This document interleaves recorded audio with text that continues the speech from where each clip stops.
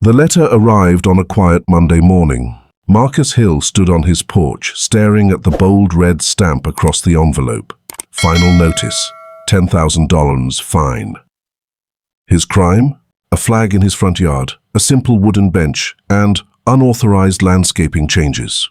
Marcus had moved into the neighborhood just 6 months earlier.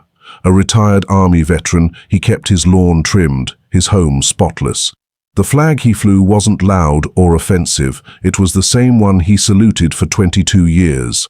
The bench? It was built in memory of his late wife. But ever since he moved in, the complaints started. Too many visitors. Suspicious activity. Property not compliant. His visitors were former soldiers. The suspicious activity was weekend barbecues. And the property violation? Flowers planted in red, white, and blue. At the next HOA meeting, Marcus sat quietly as the board members avoided his eyes. The president cleared her throat and said, "Rules are rules." They voted in seconds, $10,000 due in 30 days.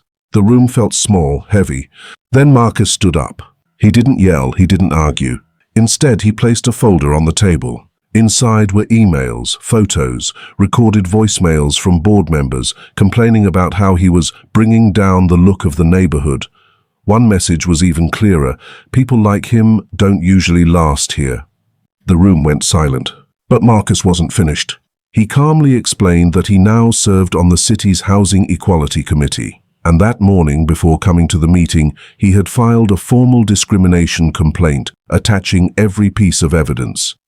2 weeks later, the fine disappeared. 1 month later, the HOA president resigned. And 3 months later, the neighborhood adopted new transparency rules and mandatory anti-discrimination training. Marcus kept his flag, he kept his bench, but more importantly, he reminded everyone watching that power only works in silence. And the moment you stand up with truth, injustice collapses on its own.